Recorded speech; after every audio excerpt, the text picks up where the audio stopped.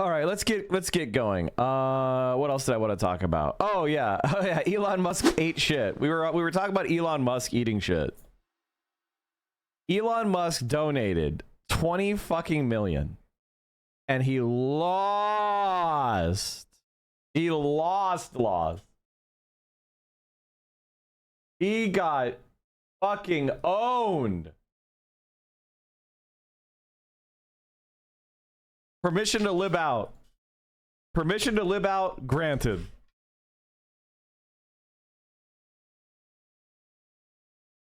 This morning, you can find some Democrats smiling, maybe for the first time in the last few months. That's after some good special election results, an outright win in Wisconsin, and some better margins in the state of Florida. So what does it all mean and what really happened? CNN chief data analyst Elon Musk spent big in this race to sway the Supreme Court race there. And he also went to Wisconsin, which may honestly have backfired. Yeah, I think it may have backfired. Look, I think if there's one thing we should be taking away from the results in Wisconsin and the polling that we have from Wisconsin and national, if you are a Republican candidate running in a swing state, you don't want Elon Musk anywhere near you. Yes, maybe you like the money, but you do not want his presence in your state. Why is that? Elon Musk, simply put, is an unpopular guy. He is political poison. Look in Wisconsin, his net favorable rating, minus 12 points, 12 points underwater. That is an even worse number when you look nationally. Look at that. It's minus 17 points. So if there's one big lesson to take away from Wisconsin is Elon Musk does not help Republicans when he shows up. If anything, the data suggests that he hurts them. Republicans, stay clear of Elon Musk if you want to win in a swing state, at least in terms of his physical appearance in your state. All right, what did we see in terms of swings in Florida? What do we see in the terms of swings in Florida? You know, we were talking about Florida 6, and you can see it here. The election margins in U.S. House District, you know, Donald Trump won the 6 by 30 points. Last night, what did we see? We saw the Republican Randy Fine win by 14. That's a swing of 16 points. But that's not anywhere near the swing we saw in Florida 1. Look at that. Donald Trump won it by 37 points. The Republican won last night, but only by 15. That's a 22-point swing. We're talking about an average 19-point swing from the baseline back in 2024 in just a matter of 4 or 5 months. These are massive shifts. These are massive shifts to the left. Democrats really have to like this, even if the Republicans added to their majority in terms of what this potentially means down the road. You take this type of swing, you put it on some swing districts, that's very good news for Democrats. Now, all of us who have this certain political sickness over the last 24 hours, we're talking about Kansas, Harry. Why are we focused on Kansas? Kansas is on my mind, and it's not just because I want to go home Toto. Look at this. Kansas 4th District election margins. If you go back in time to 20... Why are we seeing massive drops of cum? Why are there massive dumps of cum? Why are we coming in the chat right now?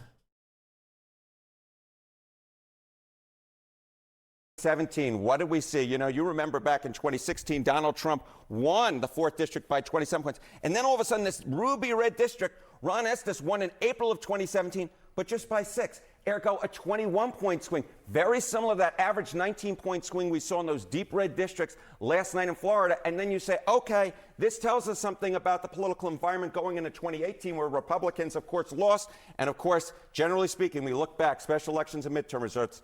If a party outperforms in a special election since 2005, 5 out of 5 times they won and win the U.S. House. Perhaps last night in Florida is a sign of things to come. And again, it's an explanation of why Elise Stefanik is not going to be the ambassador to the United Nations. All right, Harriet, and thank you very much. Okay. Thank you, guys. Joining us right now to talk more about this is Democratic Congressman from Wisconsin, Mark Pocan. Congressman, thank you for coming in. This was a big win last night, a win by 10 points for this state Supreme Court seat. What do you take as the biggest lesson or takeaway from last night? Oh, thanks for having me. I mean, clearly, this not only was a 10-point win in a purple state, but the turnout was so high. It was people coming out to say what Elon... What happened? Okay, chat, it's not very complicated. This is thermostatic response. This is something that I've been concerned about for a long time, which is what's going on in American politics is that there's a wobble. Okay, this is the wobble. American people are trying to push the "we need change" button. Okay, and things are wobbling like this, right? And nobody has achieved a political program like, for example, AMLO's party, you know, Morena has in Mexico. In Mexico, the same wobble was happening with their mainstream politics, where people were like, we need change in Mexico. We need change in Mexico. We need change in Mexico. And it was wobbling and wobbling. So it would go from neoliberal, you know, center-right party, neoliberal center-left party, mostly in the center-right party, but occasionally, very occasionally, would it wobble to the other way.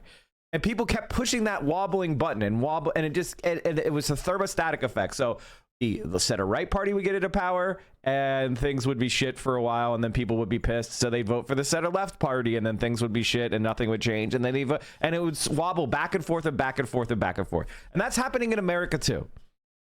People vote for the Republicans, things get worse. Then they vote for the Democrats, and things get worse. And they vote for the Republicans. But now things are getting like this. The system is going to topple because we are not getting reforms. Because the elites at the top don't feel any heat, right? They're not worried. They think they've got the political system, the media system, everything under their control. The donor class think they have the politicians bought. The fascists think they could silence anybody who criticizes the system, and it's wobbling back and forth and wobbling back and forth. Want education cut. They don't want food assistance cut, all so that Elon Musk and Donald Trump can get a tax cut. This was a very strong, resounding vote, and the vote was absolutely against the Trump-Musk agenda. Were people voting for Susan Crawford, or were they voting against the influence that Elon Musk was trying to put in this race? Look, Susan Crawford is a very qualified judge, and she's going to be a great Supreme Court justice. But I think she'll even tell you most people probably couldn't identify her if they were in line with her at a grocery store. That's just kind of the way it happens. But it was clearly a vote against what's going on right now in Washington. The turnout, the intensity was all signs of that as well. Let me ask you about Florida. The House Majority Leader, Steve Scalise, told reporters last night that picking up those two seats, holding those two seats, would be a quote-unquote big improvement for the party's current majority where it stands right now. Byron Donalds was just on speaking with Sarah, and he said everything is fine. Everything in Florida is just fine and going to get better from here. Does the results last night make your job harder? No, in Florida, I mean, I hope no one falls down from being so dizzy from that kind of spin. I mean, look, when you have 10 to 20 point shifts in votes in Florida, you know, there's a reason. When you have the Commerce Secretary, a billionaire, telling people if they don't get their Social Security check, like his Israel isn't going to go anywhere, but the religious ethno-state aspect of it will dissolve. That is Israel going away. Israel is no longer Israel if it's not an ethno-state. It becomes Palestine. Like, if it's an ethno-state, then it's Israel. If it's not an ethno-state, it's Palestine. It doesn't mean that the people of Israel, the citizens of Israel, suddenly disappear or get exterminated or there's a reverse genocide or whatever fantastical bullshit people say. All it means is they go, oh, I guess we're going to stop doing Jim Crow. It's sort of like when white people in the South stopped doing Jim Crow. Black people didn't suddenly rise up and start lynching every white person and do mass violence against white people. They were just like, oh, wow, thanks for letting me eat at this counter. Thanks for letting me go to college. Thanks for letting me sit in the front of the bus. What's always happens is that oppressed peoples are always way more generous and grateful for the liberation they receive, even though the compensation they get for oppression is always much less than what is deserved. I honestly think the human race might be a little bit better off if there was more retaliation for evil. If more Germans had been executed, if more Southerners had been executed for their crimes against humanity in the Civil War and in World War II, I think it would have been better for humanity. That being said, I am in favor of truth. I'm in favor of reconciliation. I am in favor of peace. But I do think the architects should be ruthlessly destroyed. Now, there are reasons not to do that because you don't want them to... One of the things... You don't want them to, like, those that control levers of power to cling on to them too strongly. You want to give them hope of leniency so that they actually stop doing evil shit, right? Like if like Benjamin Netanyahu understands that the moment he ends this war, he's probably going to prison for corruption, right? So his incentives are never to end the war. Mother-in-law that they can, they wouldn't call and complain if you did, you're a fraudster. 40% of people live just off their social security. I was just at the World War II Resistance Museum in Amsterdam, and there was an exhibit about a Dutchman who died peacefully at 101 as an unrepentant Nazi. That should never happen. I completely agree with you. Security income, and clearly in Florida that matters. I consider that a failure of liberalism. That we see coming from the Trump administration and from Elon Musk right now are epic, and people don't like them. And Republicans who are complicit are going to pay a price. So whether it be Florida's elections or Wisconsin's elections or any other elections that we're looking at across the country, Pennsylvania earlier this month, this is all a signal that the Republicans had better take a quick look at their agenda, because if they continue to do this, which I hope they continue, because the American people are strongly against this and we will beat them back, they're in trouble. I want to ask you quickly about tariffs, because the president's set to make this massive tariff announcement today. Yesterday, I spoke with Wisconsin Republican Congressman Brian Stile, who told me that when it comes to the tariffs, he's kind of in wait-and-see mode. That, of course, was yesterday on these tariffs. Are you also in wait-and-see mode? No, Trump's tariffs are taxes on the average person. I mean, there's reasons to have tariffs. If someone's dumping cheap steel in this country, we should put tariffs on it to support the American workers and the industry. But that's not what's happening. This is across-the-board tariffs that somehow Donald Trump does out of either spite. I foresee the wars continue against other surrounding Arab nations. Remember, Israel is just a pen tip compared to Trump's desk, the analogy he used. I mean, there is no, I've said this before, there is no limit to the type of atrocities that Israel can commit, right? There is no limit to the type of atrocities Israel can commit. And it's not physically impossible that they exterminate every Palestinian within their jurisdiction. That is simply a matter of disrupting the biological processes of certain bodies within a certain geographic extent using tools that we well understand. Of course, you could do it. I mean, I'm not saying that it's physically impossible. In fact, I'm sure they're designing the ideas right now. I'm sure they're coming up with their own Auschwitzes right now. I think that Israelis understand that having formal death camps is probably a bad look. So they're going away from that because, you know, the Germans did that, and that is the thing that sets the Germans apart from other extermination campaigns. Whereas America did their extermination campaigns by, you know, continual geographic dislocation, starvation, disease, you know, pretty much just destruction of culture, revocation of the self-sufficiency of subsistence. I think that Israel is using a more American model of extermination than it is a German model of extermination, if that makes sense. But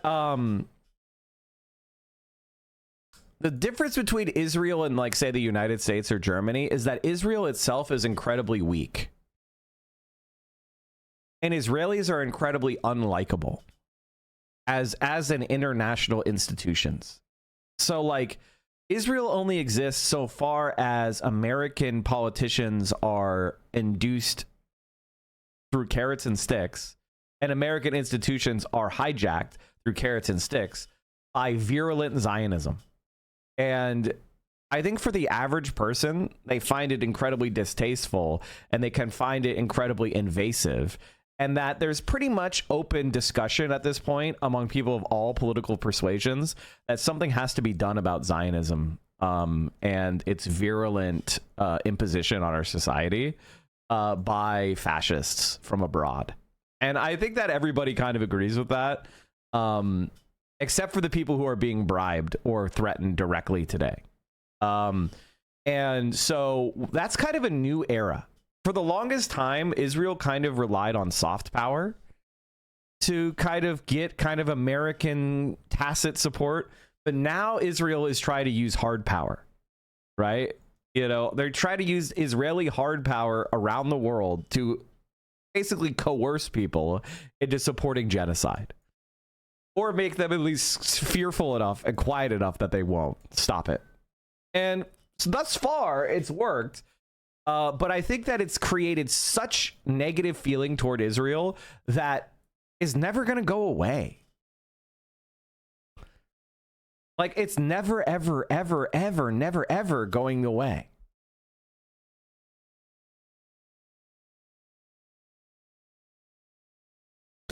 Norway has one of the largest GDP per capita figures in the world, thanks in large part to its vast oil and gas reserves. Yes. But the only reason why Norway is wealthy is because they nationalized it. Are you in favor of nationalizing oil and natural gas? Are you in favor of nationalizations of our oil and natural gas industry? Then of course. I mean, America produces the most oil and natural gas in the world. Now, we're a much larger population, but we could still take trillions of dollars of revenues and bring them into our fucking government as opposed to hand it out to private fucking capitalists, which is insane and fucking stupid.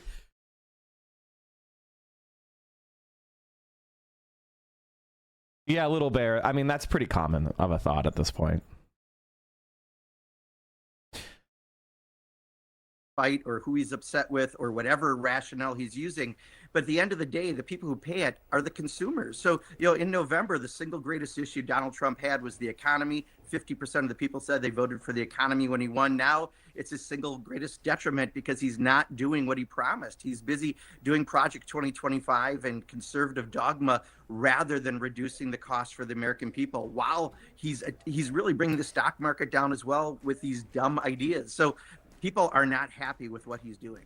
Let me ask you really quick. You say that what last night shows is that voters are voting against what they've seen from the Trump administration so far.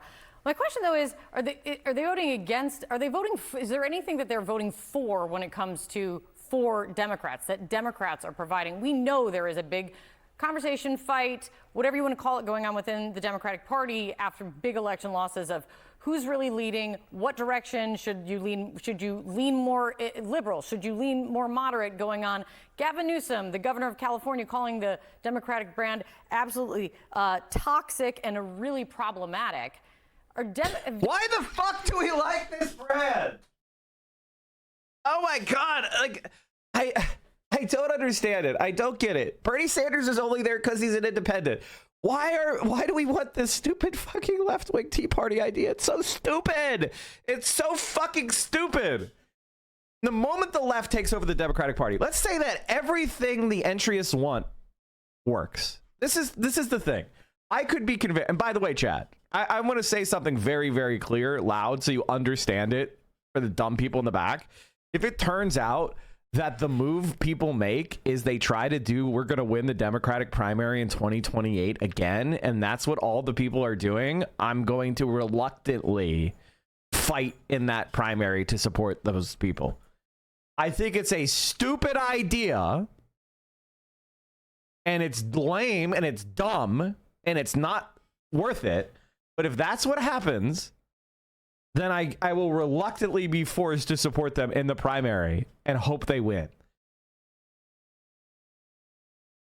But I am trying to tell you right now that it's stupid. And the reason why it's stupid is, even if it works, let's say that, as a hypothetical, AOC comes out with a strong platform, gets a bunch of momentum, and is the presidential nominee of the Democratic Party in 2028. Alexandria Ocasio-Cortez. And she's running on a bold left-wing platform, right? Do you know what will happen instantly? Centrist Democrats will leave the Democratic Party, or they will do everything they can to endorse or destroy her by supporting tacitly and openly the Republican candidate, or they'll start their own party called the Liberal Party, called Common Sense Party, whatever the fuck, and they will run as a candidate to split the vote. There is no world where neoliberals go, well, I guess AOC is our nominee. We support her. Vote blue no matter who. That will never, ever, never, ever, ever, never happen. So what you're trying to do is win a Democratic Party that as soon as you take it over, they're going to shed it like a fucking snake skin, and they'll start their own rat fuck party and leave you with the soiled, tattered reputation of the Democratic Party. And you'll have to deal with all the bullshit, negative associations that every normal person has in the Democratic Party. And the snakes will be running as the Liberal Party. I think it's absolutely idiotic. I think that's dumb as fuck. I hope they don't. I mean, but that seems to be what they're doing, because starting a new party is hard. Guys, it's hard to get 2% of the vote signatures. I'm a small bean.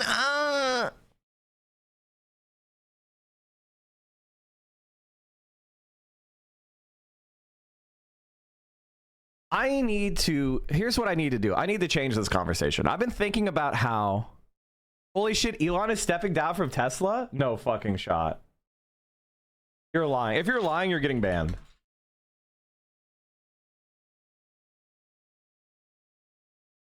If you're lying, you're getting banned.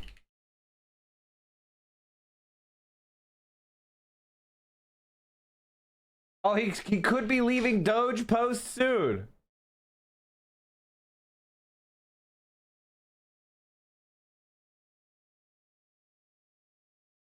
Tesla shares rose Wednesday after Politico reported that Elon Musk could leave his post at the so-called Department of Government Efficiency, paving the way for the CEO to return to his focus on the struggling EV maker. Why the fuck would that help? Oh, they're delusional.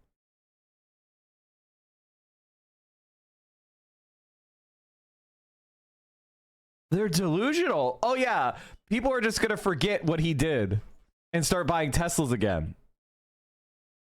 They're actually delusional. I need to, oh my God.